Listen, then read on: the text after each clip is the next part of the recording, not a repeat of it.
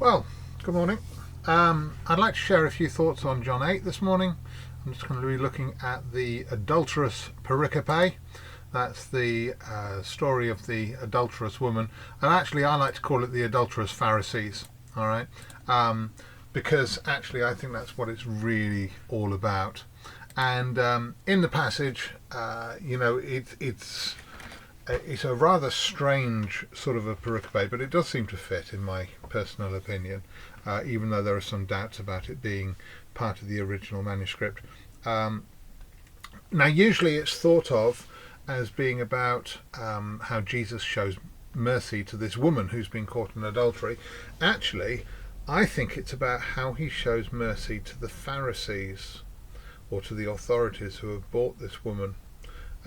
Because they least of all have obviously I think most people will have picked up that they're very judgmental, but yet Jesus is very merciful to them. He actually lets them off the hook, and so that bears thinking about, that it's not just about the woman, it's about the Pharisees.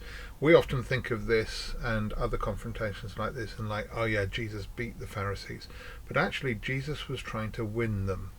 And I think that there's an important message to us as Christians about evangelism there, that you see it a lot on YouTube. You see a lot of these confrontational videos, such in a body destroyed by street preacher or whatever else, and they have these apologetic arguments, and there's a winner and there's a loser and everything's like a boxing match.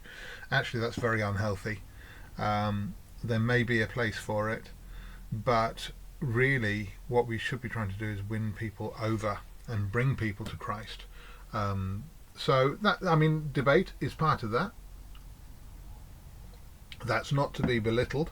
It's a very important part of it. But it's very interesting because actually the Pharisees open themselves up for accusation here. They condemn people for breaking the law, but they themselves actually prove that they break the law. They've accused him of breaking the Sabbath, but actually all he's done is broken their traditions, which they've added onto the commandments, and they themselves are breaking the laws of God for the sake of their traditions. And so therefore actually we see in this double standard, and it really centers on the fact that she's caught in adultery. Right now, if she's caught in adultery, that means that they caught the man with her.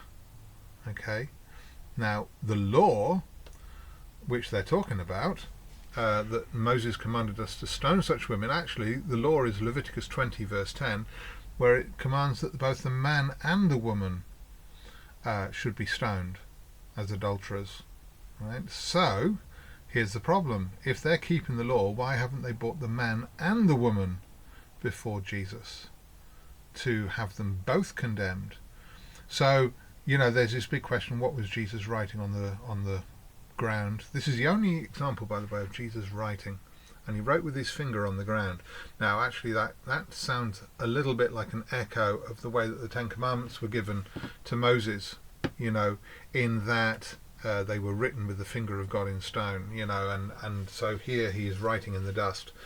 Was he writing Leviticus 20 verse 10 out, what the command actually was, and they could read it? Or was he writing their names, or the names of their mistresses? You see, this is the question: why did they let the man go? Was he in fact one of their number? Was there a backstory to this? Was there in fact, and this is all speculation of course, not a fact, but could it be that in fact she was a mistress of one of these men, and she'd threatened to expose him or something, and so they thought, we ought to get rid of this woman, she's being a bit awkward, right? And so there's actually an adulterous Pharisee behind all of this, and all of the other ones are complicit in that. All right, so there's all sorts of speculation there. Bear in mind the real situation as well. Now, she's been dragged through the streets. She won't have been allowed to get dressed, so she's probably naked. She's made to stand, so she can't even cover herself up, to a minuscule extent. And she's probably bleeding. She's probably been spat on and beaten as she's come through the streets, and so no wonder the Lord looked down. No wonder he wouldn't look at her. It must have been shameful and painful to see, And so there's lots of questions that come out here. Are they corrupt? Are they actually complicit in something here where they have broken the laws themselves, like commit adultery? Maybe that's the law that he's writing on the ground. Who knows? You know. And it's a very striking sort of a passage. Of course, it's a trap. If he releases her, then he'll be seen as condoning law breaking. If he condemns her, then he'll lose the heart of the people. And this is the difficult balance that Jesus here strikes perfectly, because in fact this is the gospel. You know, God brings condemnation, and he has standards for the law, and we're all under condemnation, but he will also forgive if you're repentant. You know, I mean, obviously, as people often harp on about the fact that he said, go sin no more. You know, that's seen as very important. All right. But also, of course, the same message was there for the Pharisees. You need to stop sinning as well. All right. So just a few thoughts on that, and I hope that actually helps. I hope that opens up that scripture for you.